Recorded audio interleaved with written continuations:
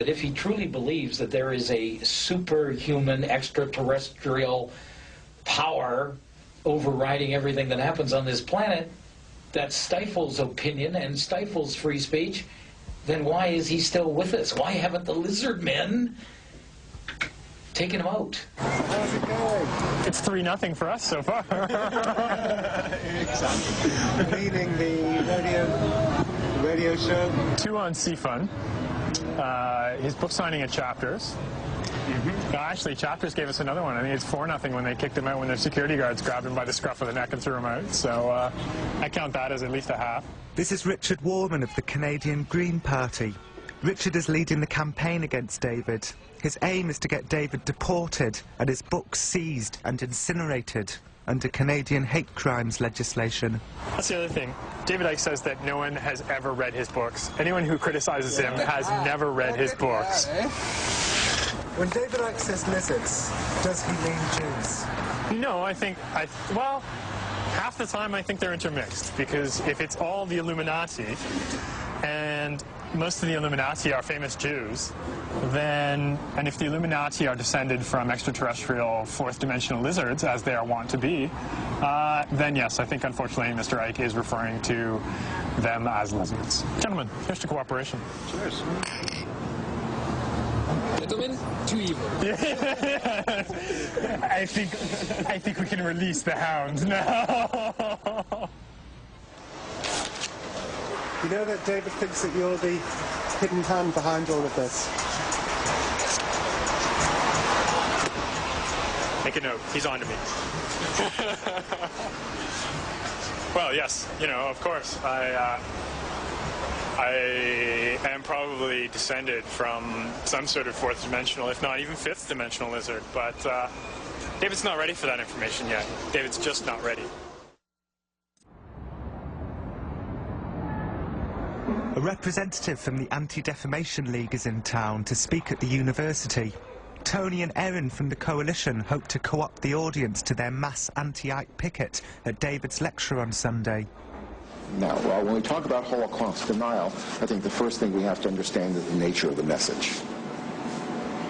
On the surface, Holocaust denial, everyone from Ernst Zundel to your fellowness, we were talking about Mr. Icke, who is bringing his lizard show to Vancouver. I would be very surprised if he is not a Holocaust denier. But I don't know specifically, but I mean, it sort of goes with the territory. We're organizing a counter picket and leafleting Sunday morning at 9 a.m., and I really encourage people to come out. I'm just going to give you a couple quick quotes just to contextualize what this Icke guy is about. There's an interesting quote which he has on the Anti-Defamation League itself, and I'll just quickly read that.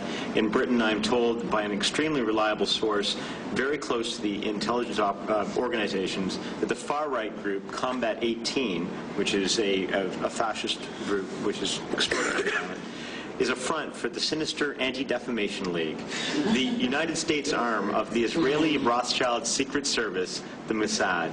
The Anti-Defamation League, the ADL, has been operating in Britain and Europe since at least 1991, and its role is to brand as anti-Semitic anyone who's getting close to the truth of what is going on. What better way to discredit an investigator than to have a far-right group like Combat 18 to praise them? I encourage people to come out Sunday morning, 9 o'clock. Thursday, the coalition has failed to convince VTV, a popular local television station, to cancel David's scheduled appearance. Finally, David has a chance to put his side of the story across to the people of Vancouver. Joining me now is David Icke and SFU psychology professor Dr. Barry Beierstein, who is also president of the BC Skeptic Society. Dr. Beierstein, whether or not Mr. Icke's theories make sense, why do you think he has a following when a lot of people would think that the ideas are completely out of this world? What research have you done on that? I'm just trying to just get this question from Dr. Beierstein. And you make statements like that. That's nonsense. Well, I think the nonsense is in the other side, but that aside, your question was why do people believe it? Well, I think people like to enchant themselves, and this is classic mystery mongering. People want there to be grand conspiracies, and they want the world to be an even more mysterious place than it is, and they want simplistic, pat answers for why they're not happy, why the world isn't the wonderful place they think it should be, and that more satisfactory. Professor? Just a minute, let me finish. That's more satisfactory psychologically than the sort of thing that science and decent scholarship will say. Well, let's get Mr. Icke to respond to that. Professor, did you major in patronizing the people of British Columbia? Because you really ought to have done. Tell me about... Hold on a second. Hold on a second. Let's stick with your silly ideas, not the people that believe them. Okay. Let's talk about, first of all, why sure Jewish groups are calling you anti-Semitic. Because I'm getting too close to the truth. When you get too close to the truth, they can assassinate you, or they can assassinate your character. In my case, they've chosen the latter. How would you respond to that, Dr. Beierstein? Don't get into these convoluted and paranoid fantasies that people are trying to shut you up. I mean, and what are you doing? You're on one of the biggest media outlets in Vancouver right now. That's hardly shutting you up. I've actually had 2 major interviews on radio pulled this week by the owners of the network. I've had book signings cancelled because of attacks on my character. You want to read the papers a bit more, mate? In the days that follow the TV debate, David's fans begin approaching him on the street, sometimes breaking into spontaneous rounds of applause. Some of the coalition privately admit to me that the whole thing is beginning to backfire. See you Friday. All right, good. Great. Okay, bye. Smash it. Lovely to meet you. Bye. The Jews are drawing their own parallels. They think, you know, they believe that they are the Illuminati that David's talking about. They're just paranoid. It's not true. He's not an anti-Semite. I've been described as weird, but never deliciously weird. Is that an improvement, Jim, you reckon? Yeah, well, I brought you a few copies there, so... Vancouver's urban voice. And I'm deliciously weird. I think I'm making progress. The anti-Icke coalition seems to be falling apart. The powerful Canadian Jewish Congress has already withdrawn, stung by the lack of support from the public. The people of Vancouver seem to like David and the lizards. I dropped a few books off at Granville Books. Yeah? They're all sold out. I want more. Really? Yeah. The book's going like fire in the city. The strange thing is that many in the coalition share David's conspiracy theories about an evil elite ruling the world. This is what the left-wingers here were battling against in Seattle and Prague. They just don't believe these elitists to be shape-shifting lizards or Jews. What we do have to remember is out there are lots of people who are undecided on many things that he stands for that sound very progressive. He's against the WTO. I'm against the WTO. There are very rational explanations of corporate globalization. It's not a conspiracy. Corporations do what they do because they are corporations, and we don't need to imagine conspiracies to explain why they would do everything they possibly can to increase their profits and take away the rights of workers and suppress democracy. That's their business. In fact, that's their only business.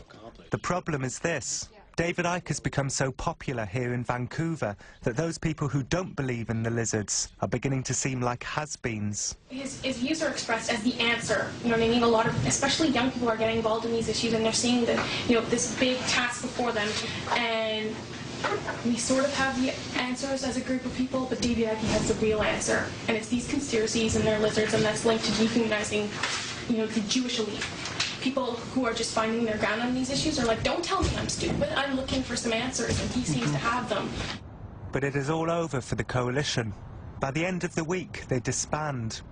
In getting David banned from radio shows and book signings, the anti-elitists have themselves behaved like a shadowy elite, like the hidden hand, and nobody likes a shadowy elite. The few remaining protesters resort to desperate measures. There's a group in Quebec called Les Antartistes, and what they have done is they've basically taken, to use a British expression, they've taken the piss out of a lot of public figures. And the method that they've chosen to do it in is by cream pieing them. We would never encourage anyone to engage in an act that might be construed as an assault. It'd be hilarious, but we wouldn't certainly go out and suggest anyone engage in that kind of behavior. Saturday, yes, at the book signing event on Granville. I would not encourage this? That's right. I would never encourage someone to be there at 1 o'clock with a cream pie. All right, I'll pass that right along. The only targets are people who are so pompous and so full of themselves that they desperately need to be taken... They need some public humiliation. Yes, and exactly. How can you take anyone seriously when they got pie on their face?